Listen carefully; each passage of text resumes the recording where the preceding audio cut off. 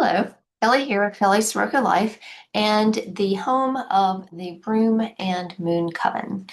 So today is the third installment in this month's 4x4 practice, and so that is my 4 magical items in 4 weeks. So in April, I've been working with rhodochrosite, so you can see that video, and I've also been working with aloe. And so there, every month I have a crystal, an herb, a deck, and a book.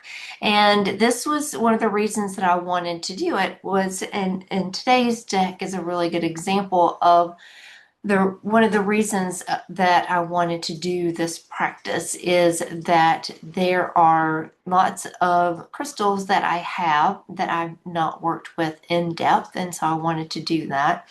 There are lots of herbs because I'm learning herbalism, and I wanted to really study the herbs in an herbal way, but also in a magical way. You know, what are ways that these herbs have been used in the past and in for healing, but also in magical practices. And then with decks, I have a lot of decks, and there are some decks that I I really, really like and I've had for a long time, and I still really like them and I use them quite often, and they are, you know, versatile decks that I feel like that I can use for lots of different things, not just readings. I use them in magical practices. I use them for doing spells. I use them for just kind of daily guidance. And there are some of those decks like that. And then there are some decks that I have that I got and just, you know, didn't bond with. And those I'm glad that I have them, and I always worked with them. I read the guidebooks, and got something out of it because every artist and every creator puts something different into their deck. And it's, to me, so interesting to read what the creator has to say about the deck in the guidebook. And again, and there's lots of guidebooks out there that are just fantastic guidebooks, and they're interesting and they're fun to read, and they are, you could read them on their own, and there are, you know, some guidebooks out there like that. And so there are, you know, those decks that I worked with, but just felt like that they're just not for me for whatever reason. And I would, you know, I'd use them for a while. I would use them, you know, every deck that comes in that I get, I use it for at least a month or so just to see if I like it. And if, you know, some decks last more than a month, and some, you know, stay around forever, some become favorites. But then there's that group that just for whatever reason I just didn't connect with or didn't bond with. And it's, you know, it's nothing against the deck, although, you know, there have been probably over the years maybe two decks that I just felt like for whatever reason they just weren't for me, and I passed them on. But most of the decks that I have, I still have, and you know, I eventually, I'm sure, will either, you know, give them away or sell them or donate them or something. You know, eventually the ones that I know that I'm not going to, that I don't use, that I just didn't connect with, and that I won't use. But right now I have them, and I just have, you know, in storage, and I will, you know, eventually do something with those decks, but I'm not quite ready yet because they all have a story and they're all special in their own way.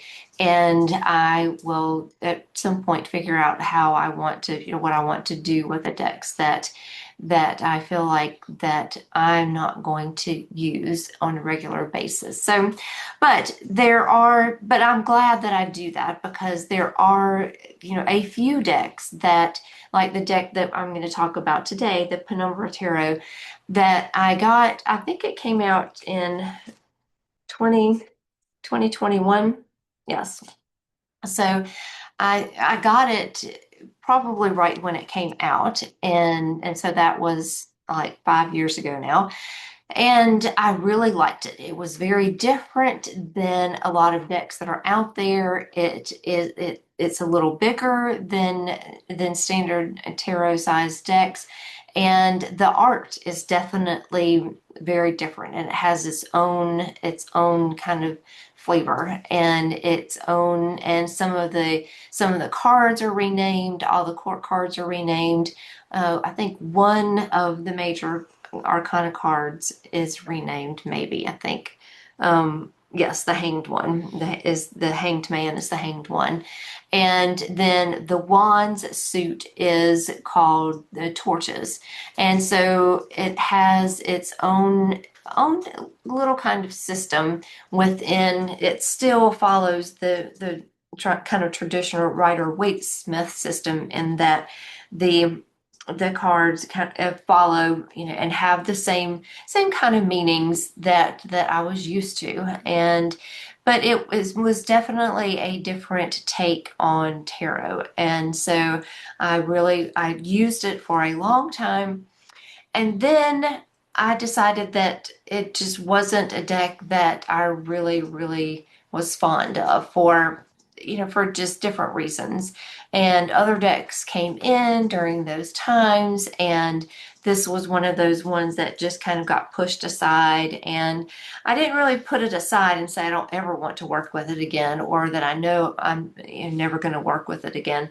But it was one that I wasn't quite sure whether it fit into my practice, whether it fit into, the kinds of things that I use tarot for. And I, really have a fondness for decks that have to do with herbalism, and have to do with nature, and have to do with witchcraft. And so this one, and I don't really use decks that are more modern. And this one has I don't want to say a modern take, but it definitely has modern influences in it. And so that, to me, and it mixes it in. And so that was one of the things that I thought, I'm not really sure whether I like it, because some of the cards are very, very otherworldly, and some of them look very fairy tale, and then some of them look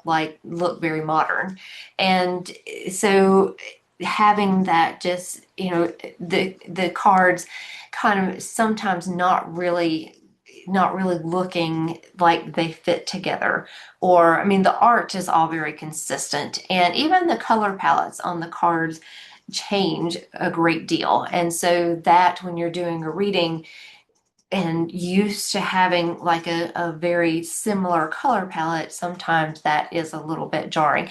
But then again, that is one of the things about tarot, is that, you have a card, and you might be doing a reading, and you have all these, like, very nice cards that, are traditionally thought to be very positive cards. And then you have, a card that, like the Three of Swords comes up. And so it's like, it can be a little bit jarring. And so that, is part of reading tarot, to me.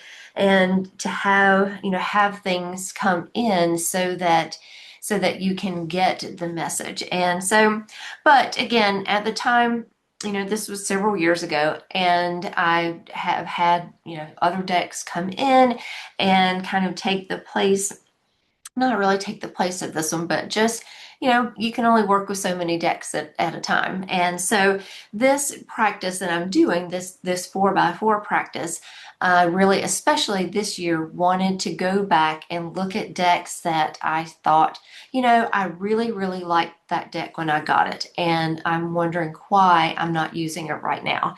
So, and this was one of those decks. And so I brought it out. I found the guidebook, and I read through the guidebook again, and it just, and I remembered a lot about it. But then reading it again, it was reading it and in a new way, in a new, my practice is different, it's evolved. And so this deck, I'm really interested to see, how it works now. So this is the Penumbra Tarot, and the guidebook was written by Ethony, and the art is done by Eris Elizabeth. And so and this is the cards are here are what the cards look like. This is the back of the card,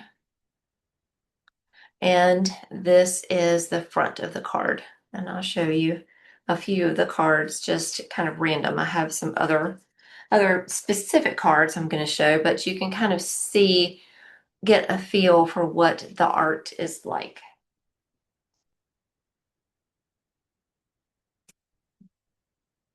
And you can see, like, these two cards, how this is, very bright and colorful color palette.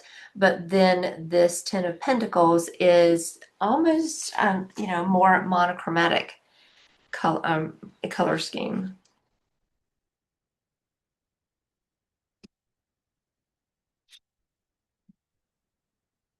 And here's the Chariot. This is one of the majors. And the Seven of Pentacles. And then the Strength card.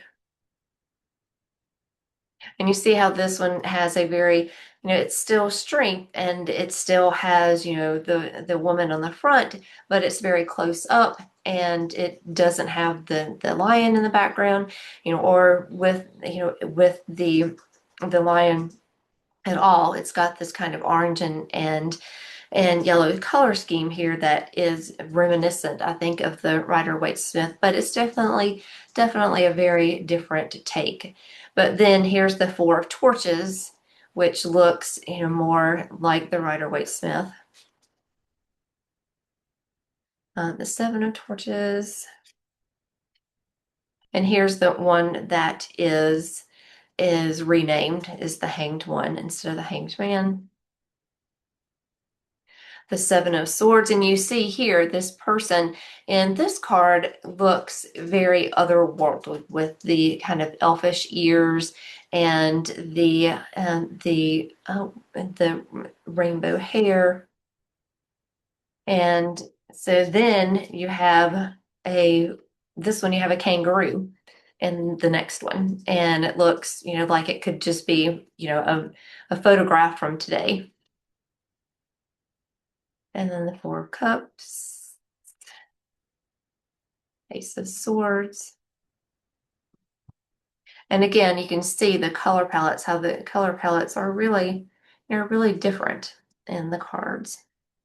And then this is the element of torches. And so the element is the page, and I'll go into, and there are the element is the page, and there's agent for knight, and then there's crown for queen, and throne for king. And I'll go into those, and they have very special meanings, which, going back, I kind of forgot about the meanings and what they meant.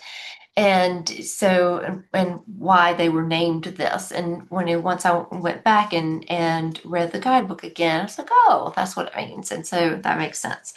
And so this is, and you can see the cards too are a little bit larger than this is the tarot of the dragon. And you can see that they're wider and a little bit taller.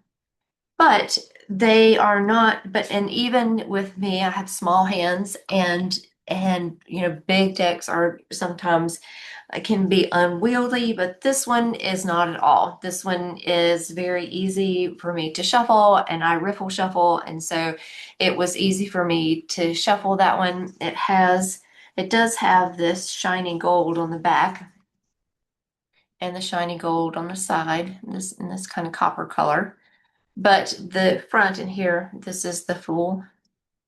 but the front you can see is matte, and I like that. I personally prefer a more matte finish than I do the more glossy finish. So I really like the card. I really like the card stock. It's very nice card stock, and it's not flimsy. It doesn't have any like bowing, or it doesn't feel like that it's gonna come apart and it's not too stiff to shuffle easily.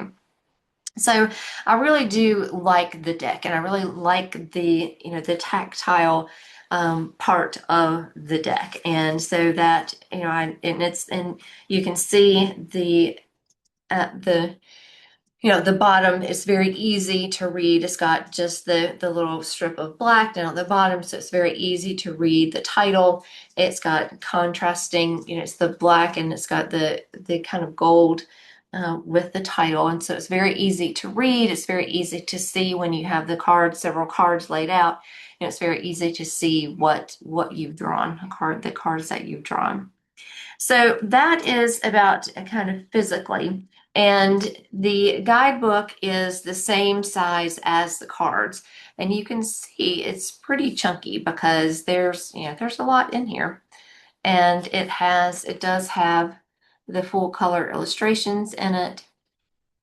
And it also came with two two extra cards.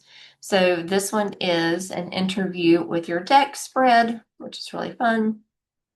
And then this is a quote from William Blake that says, "In the universe, there are things that are known and things that are unknown. And in between them, there are doors."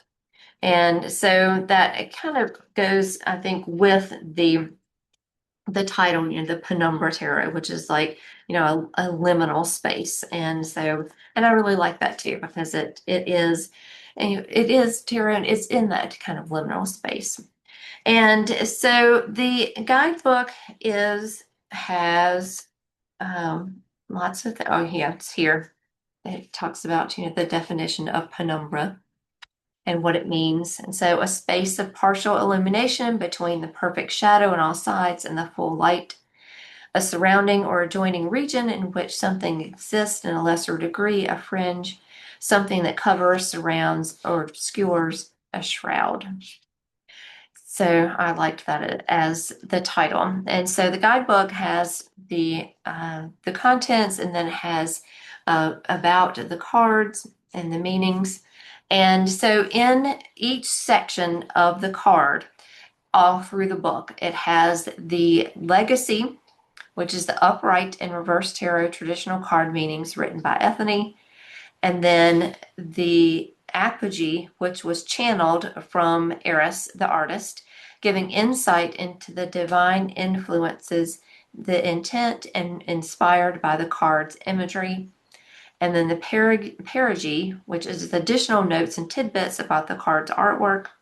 And then this one, and I forgot about this, but it does have a song. It has a playlist, and you can find this playlist on Spotify. And so it has a song for the artist chose for every card in the deck, and that's been really interesting to listen to these songs. And so I'll link that down below. So if you want to go listen to it, you can, because it's really it's a very cool playlist.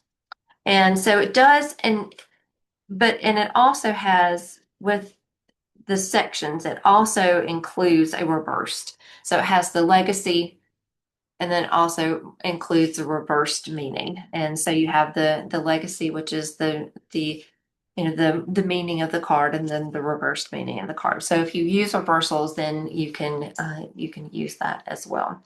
But having all that information, I really love that. And that was one of the things that I really liked about this deck when I first used it, is because I really like to read about what the creator thought about the deck, and the meanings, that because you learn something different, because we all have different meanings for the cards, even though they have common meanings, but we all have our different ways that we use the deck. And that's one of the great things about reading reading guidebooks and hearing what other creators have to say about the deck, because you always learn something new. And I really enjoy having a message from the artist and saying, this card, especially when the cards are different and when the art is very particular to the deck, and the artist can really tell you about the cards. And so I really enjoy that. And you really can, like, oh, I see what that card is about. So that is the guidebook, and it has, along with the contents and telling you about the meanings, about using the deck in the book section of the cards, and then it has an elemental tarot deck blessing, which we're gonna do. I got some, I read through this and I thought that would be really fun to do together. So we're gonna do this blessing at the end. And so then it has tarot activities, ways that you can use the cards and get to know the cards, especially if it's a new deck for you. And then along with the spread that is on the card, there are a few others here in the book that I've done and are really fun. And so it starts in with, and then it goes on through all of the meanings. And then it has at the end about the artist and the author of the guidebook. And then it also has the journey from the artist and her journey with this tarot deck, and which is always interesting too. And I always like that little peek into how the creator came about this deck. And I think when I looked on her, and Ethony, the author of the guidebook, has lots of tarot decks as well, and that have come out that she has created. And so I'll leave a link to both of their websites down below. So if you like this deck and you want to look at either one of them, Ethony has several other decks and tarot decks and oracle decks. And I think that the Eris Elizabeth, the artist, is in fact working on a new deck. And so that will be interesting. So that is the deck, about kind of the physical things about the deck and the guidebook. And I showed you some of the cards in the deck. And I want just to pick out, to point out a few of the cards that I thought that were really interesting. And this, I'm going to show these two together, because this is the Emperor and the Empress. And usually the Emperor and the Empress go together, look kind of similar, because they are, kind of traditionally thought to be the masculine and the feminine, and the intuition and the logic. And so they have these two meanings together. And usually, and you can see this Empress card is very different than I think any Empress card that I've ever seen. And it's very, it's very abstract, and it's very kind of otherworldly with the Empress, and and showing her creativity and showing her fertility. And that's what the Empress is about. So it definitely gives you the same, or to me it does, it gives you the kind of the same meaning as, you can look at this and say, I understand what the Empress is about. But the Emperor here, you can see it's much more traditional looking, with the Emperor standing here and having the staff in his hand, and the sun in the background, and kind of the armor on. And so these two, even though the Empress is much different, and you notice here in the Emperor's card, he has the sign of Venus in his card, where we usually see the sign of Venus in the Empress card.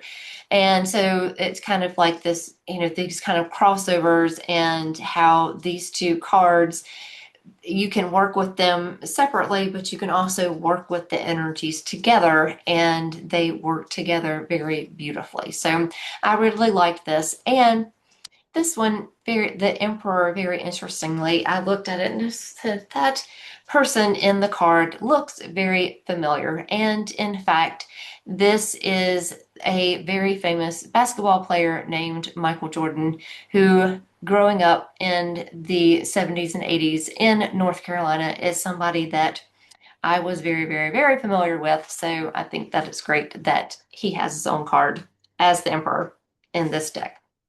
So I wanted to show you those two cards because they have some just special meaning, and it shows you the kind of how this deck is very different. You have this very otherworldly card, and then you have this card that is based, on a modern person. And so I really liked those cards together. And so this one is the next one, and this is the Star. And I really liked this card because, again, it's very different than most of the Star cards. Most of the Star cards, you have someone who is, in the traditional Rider-Waite-Smith, the woman, it's a woman at night, she's pouring water, and she's kind of looking off to the side, and she's naked, and you see the stars, above her. And here we have this person who is, is more in the star card, in the Rider-Waite-Smith looks very, to me, very ethereal, like the person is just kind of like, kind of floating. And this star card, it's much more solid, and it looks, the person here has darker skin, and it is, and the artist said the reason she did that is because it's bringing in that we are made of stardust, and stardust is iron, and that she this was her meaning that she put into the star card. And I really, really liked that, in that just connection of, us as being people here on earth, and but yet we're still spiritual people, that we are so connected to the stars, that we are made of this star stuff, and it makes us strong, and it makes us able to reach our goals, and to look to the stars, and to wish upon the stars, but also to take action and to be strong for what we want. So I really liked that one. And here are two cards that also work together. So the sun and, let me get them straight. So the sun and the moon. So you have the moon and then the sun. And so in traditional decks, you have the moon and then the sun follows it. But here you can see she drew these. So if I can get it to go together, so that they go together like this. And you have this, again, this very kind of the myrrh horse on one side. And then you have I think this is I want to say a griffin on the other side. But you see how it very mirrors each other. And so I can get them to stay together there. And you can see how the moon and the sun, they mirror each other in the cards, and the stances of the creatures in the cards mirror each other. And then there's this flower that grows at night, and this flower that grows during the day, and this, the beautiful blues and greens in the moon, and the oranges and yellows in the sun. And I thought that they were just fun cards to put together. And if I had not gone back and reread the guidebook, at this time, I probably would not have even realized that they do or remembered that they go together like that. And it's really fun. And you could use that, use the sun and the moon when you're looking for something that is in the sun, and you want something that is also has the duality of the sun and the moon together. And so you could use them kind of like your significator cards, and draw, have the sun on one side and the moon on the other, and see what's illuminated and what's in the shadow, or lots of different ways that you can read with that. And so, but I thought that was a really fun thing. And this, I think, is one of my favorite cards. This is the World, and it just seems to me it's reminiscent of a traditional Rider-Waite-Smith card, but it has just the elemental symbols in the corner, and it has the Ouroboros around it, and the snake eating its tail, and it has the witch on her broom, and she's riding off to her next adventure, to her next magical place. And I thought that was a really fun card. And then in the Six of Swords, there's a border collie, and we used to have a border collie. So I really liked that card. And the Nine of Cups, here you see the Nine of Cups, and it has the sea goat, which is the symbol of Capricorn. And you often, sometimes, well, a lot of times you'll see the Capricorn as just as a goat. But the traditional Capricorn meaning is the sea goat. And I have a moon in Capricorn. And so I liked that card, and I thought that was really interesting that was there. And the artist does include gods and or goddesses, especially in her deck. And this is the Crown of Pentacles, and this is Persephone. And you can kind of see the symbolism here of the Crown of Pentacles, of being really caring about growth and caring about the world. And that to me is the Persephone story, being down in the underworld for 6 months and then coming up and making sure that everything is growing and the way it should be for the 6 months. And then I thought this one was interesting. It's the Throne of Pentacles, which is the King of Pentacles. And it almost looks like the devil here, which I thought was an interesting take on the King of Pentacles. And going into, and I'll just kind of explain the court cards and the meanings behind the court cards, since we've seen a few of those. But the element is the element of so it's the element of torches, the element of swords, the element of pentacles, and the element of, what did I leave out? Swords. Is that four? That's four. Yes. There's the four elements for each suit. And it is, and the reason, let's see if I can find one. The reason that she said that she uses the page or the element is so that this is the alchemical symbol for that element. Let's see if I can. Okay, here. So here's the element. So this is the element of torches, or the element of wands, and you can see it has the fire symbol there. And she wanted to use this as the page, because the page is that first court card that kind of represents what's going on and the start of the journey. So the page, or the element here, is the alchemical symbol of it's the distillation of the essential gift of the page. And so the gift of the page in every deck is the essential element in that suit.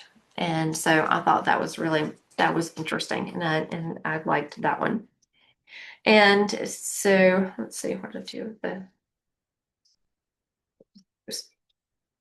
So then the agent, and so this is the agent of Pentacles. And each of the agents has an animal on it. And so this is the agent of Pentacles. It has a kangaroo. And what she explains about the agent is that it represents the knight, which is the vanguard of the court. It's a divine force embodying qualities of that element. And so it's the actual, the page is the gift of that element, and then the agent takes that out and works with it, and takes it out into the world and embodies it.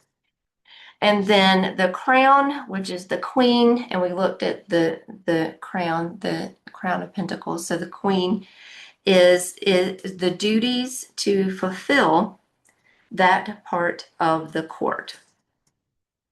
So she is the one that is, according to the artist, the crown is the one who actually fulfills the duty of that element, and so does what needs to be done, and takes action. And then the throne, and I thought this was interesting. She has throne for the king. And so the king is the legacy. It is the distance between the presence of reality and their role. So it's less being present, but judging from afar. And I thought that was very interesting too, because that was a very kind of unique take on the court cards and how they work together. And I really like that. And I think that it's very interesting, and it gives kind of a different take on the court cards. And there's lots of different ways to read court cards, and I think that even if you're very used to using a traditional Rider-Waite-Smith deck, that this one was very easy to read with, and was very easy to kind of see because they all looked the same. The elements have the symbol on them. The agents all have an animal, and then the crown all has the person wearing the crown, and then the throne are all the people sitting in a throne. And so I think it's very easy to work with, and it gives you just depth to reading the court cards, and I like that as well. So that is it, I think, for the deck. And I did a one card, and you can find this, and I'll leave a link to this too. I used this handy little chart that I have made, and this is what I do for my deck review. So I do a physical description, I do impressions, I write anything, themes and symbols that I think are very interesting here. And then I do a one card draw, and I'll leave this. You can find this on my website on the page that is called the Cauldron. And so you can find this and download it and use it yourself. But I always do a one card draw with the deck as a message. And the card that I drew is the Nine of Torches. And so this is the Nine of Wands. And the meaning that was in the book is long-term goals and objectives, and to check boundaries. And to me, this is kind of saying there's lots of different threads in this deck. And, is it something that, and I kind of wondered, why did I not, was I not really using this deck anymore? And I think that was maybe why, is that it does have a lot of different threads. It does have a lot of different color palettes, and the people that are in it are all very different. And there is different kinds of art on every card, and there's a different take with the court cards. And so there are lots of different things that come into this deck. But again, reading it again, using it all month, I've really come to appreciate this deck again. And I think I've really found the reason that I really liked it in the first place and why I got it and why I like using it for a long time. And so just going back and doing this and rereading it and using it again, I think that I'm going to, keep it out so that I can reach for it and because there's definitely, I don't think it would be a deck. There are some decks that I have that, again, that I would use for just about anything and that I would pull out. And I think, they're very easy to understand. They're traditionally named. They're easy. The artwork, is easy to see. And, especially when I'm doing readings for other people, I want them to be able to see the cards and to be able to see what the symbolism that's on the cards and to relate to the cards. And so, and there are decks that, I have that are like that. This one, I think I would definitely use this in specific ways. And when I want something that has a different take to it, when I want something that maybe that I want to pull in lots of different threads, or maybe I want to do a reading that seems, the question seems to have a lot of parts to it or something like that. So I think that just going back through this deck, that it is one I'm going to use again and kind of put back in, put back here on my shelves so that I can, I can use it and pull it out. So that is it for the deck review. And as I said, there is a deck blessing here that I thought that we would do together because it's I really like it, and I think it's definitely one that you can use and adapt and for your own use. And so it says in the book for this deck blessing that you will need a feather, a white or black candle and candle holder, a small saucer of water, a sprig of rosemary or sage, black tourmaline or smoky quartz, a stick of incense or lighter, a small stone from your neighborhood, a cloth about the size of a dish towel, a compass, and your tarot deck. So I have all of that. I have my deck here. And again, I have, some of these things I didn't particularly have. And I thought that I wanted to use some different things that I do have that mean things to me. And instead of, putting down a cloth, I'm just going to use the top of my desk. And so here I've got all, and what I have is I have a feather. And I have a candle and a candle holder, but I have a red candle in a white candle holder because that's what I have. I have and it has the sprig of rosemary or sage, and you dip that in the water and kind of sprinkle it. But I'm not going to do that because I'm on my desk and I don't want to sprinkle water on my computer. So I have a bottle of water, and this is moon water. And I have a stick of incense or a lighter, and so I do. But I don't know that the incense is used. I couldn't find exactly where it was used, so I'll bring it out anyway, and if it comes up, I'll use it. And then a small stone from my neighborhood, and this, or a black tourmaline or smoky quartz. And so I kind of combined those two together, and I have a piece of petrified wood that is in my house. And so that's what I'm going to use. And a compass. And so this one is calls in the directions, the 4 directions. And so if you don't know where north, south, east, or west is in wherever you are, then you can use a compass and do that. And so I know that where I am, east is this way. And so I know to start in the east. And so here, I'm going to just take a few deep breaths.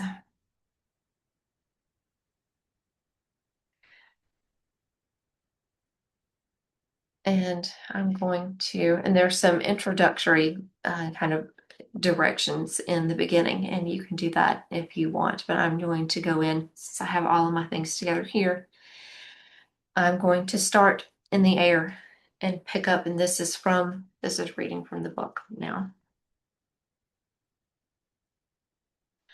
Starting in the air, pick up your feather and say, by the element of air, I bless this deck and ask that the benevolent elementals of air bestow the gifts of clear communication, inspiration, and clarity to all my tarot readings. So I'll place this, have the deck here. I'll place this on my deck. And then move to element of fire and light the candle. Light my candle.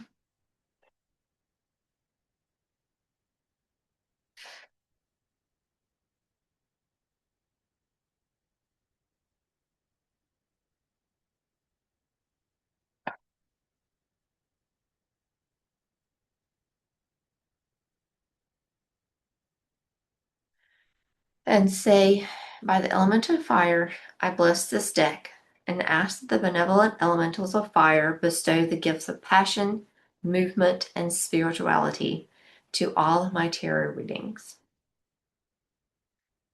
Just going to put this down off to the side.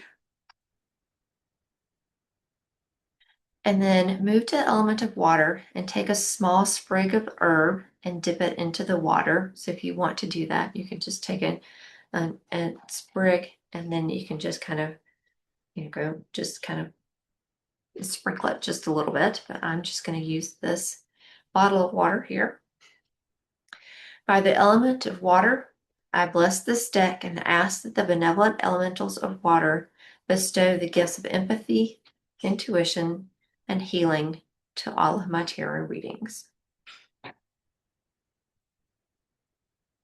And then moving to the element of earth, hold the stone and the crystal, and so you can use whatever you want to use, while saying, by the element of earth, I bless this deck and ask that the benevolent elementals of earth bestow the gifts of prosperity, stability, and abundance to all of my tarot readings.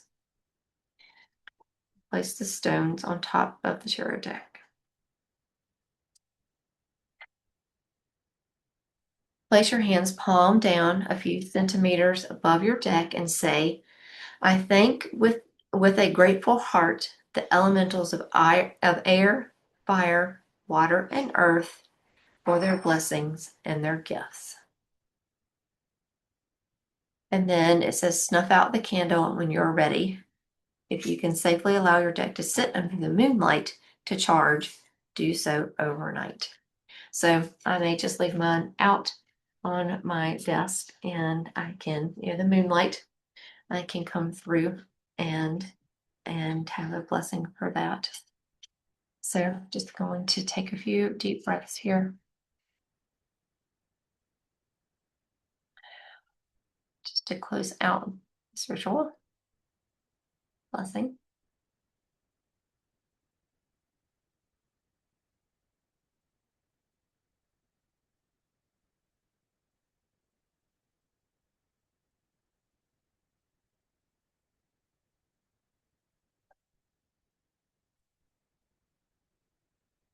And so I'm going to put my candle off to the side here where it can burn safely. And that is it. That is it for the deck review and the deck blessing. And again, I will leave links to all of these things below. I'll leave links to the to Ethony's website and to Eris Elizabeth's website, so that if you want to buy the deck, then you can. And if you want to look at either of their decks, the other decks that they have, then that will be there. And I will leave a link to the Cauldron, where you can find this deck review, and also to the Spotify playlist that goes with the deck, which is really fun.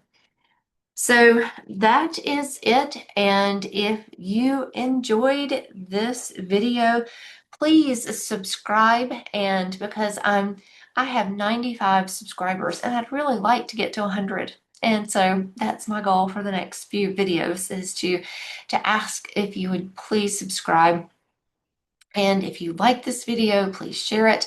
And so that, I can once I get to 100, I'd like to start growing my subscribers as well, and growing this community, and so that you can get to know me and that you can get to know this community. And if you want more personal interaction, one-on-one time, then join the free community at the Broom and Moon Coven on School, and we can chat there. So again, thank you, and please like and subscribe, and I would love to have you as part of my community here on YouTube. So I'll also, there will be links at the end for rhodochrosite and aloe, which are already out, and you can find those, and you can also find in the Cauldron the links to the information pages on those two things. And the fourth thing I'm reading is a book called Of Blood and Bones, and I will have that finished by the end of the month and have that review up as well.